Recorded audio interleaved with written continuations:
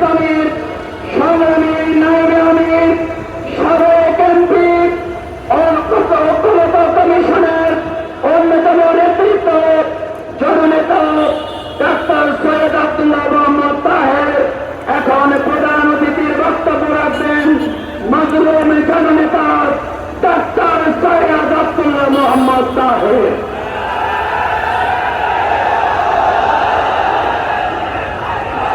বিসমিল্লাহির রহমানির রহিম।